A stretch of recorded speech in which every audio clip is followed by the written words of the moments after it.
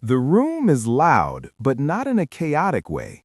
It's the familiar kind of loud. Plates clinking, someone laughing too hard at a joke you don't quite get, a relative calling your name from across the table. You're sitting right there, physically part of it all, and yet something feels off. And here's the strange part. You can feel alone in a room full of people who have known you your entire life. Maybe you've had that moment, sitting with your family, watching them talk, laugh, react, and quietly thinking, why do I feel like I don't fully belong here? Not rejected, not unloved, just out of place. There's a quieter psychological reason why this happens, and once you understand it, the way you see your family and yourself might shift in a way that feels almost relieving. Because this feeling, it's not random, and it definitely doesn't mean something is wrong with you. In fact, psychologists have been noticing this pattern for decades. As far back as the 1960s, family systems theorists like Murray Bowen observed that even within tight-knit families, individuals naturally develop different emotional roles and levels of differentiation, basically how separate your inner world is from everyone else's. And if your inner world grew in a slightly different direction, you might feel like you're speaking a different emotional language without even realizing it. Think about this. Families don't just share DNA, they share patterns, emotional habits, ways of dealing with stress, unspoken rules. Maybe in your family, emotions are brushed off with humor, or conflict is avoided at all costs, or vulnerability is quietly discouraged.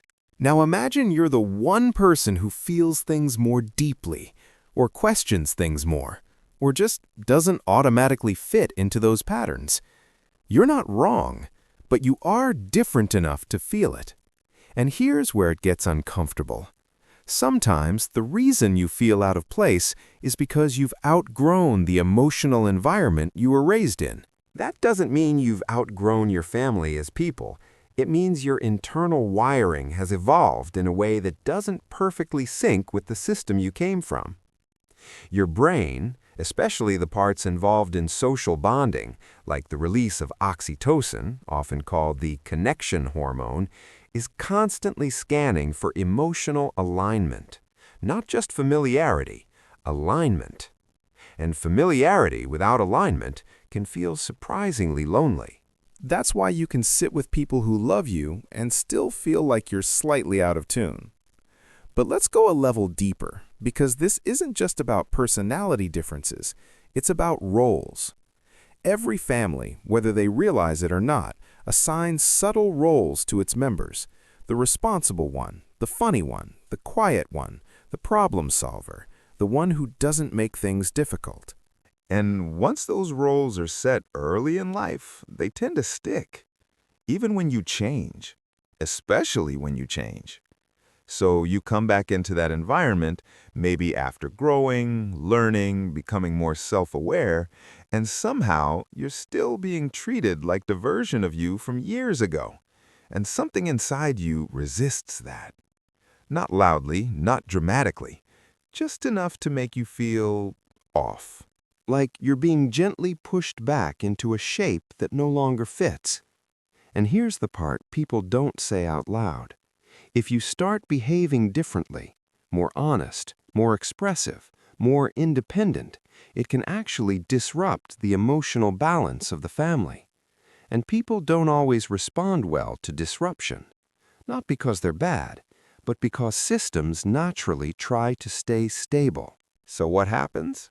You pull back a little. They stay the same, and the gap quietly grows. This creates a feedback loop.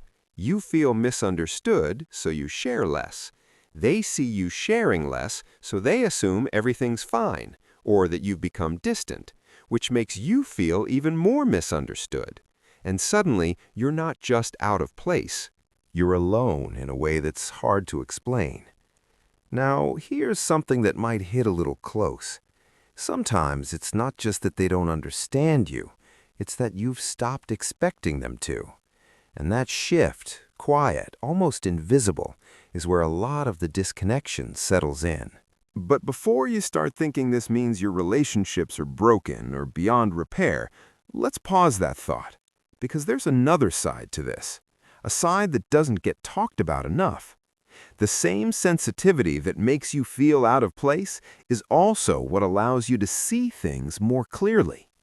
Research in personality psychology, especially studies around high sensitivity and introversion, explored by researchers like Elaine Aron in the 1990s, suggests that some people are simply more attuned to emotional nuance.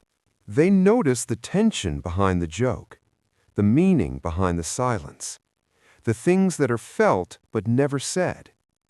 And while that can make certain environments feel overwhelming or misaligned, it also gives you depth, empathy, the ability to understand people in ways that go beyond surface-level interaction. So the feeling of being different in your family? It's not just a disconnect.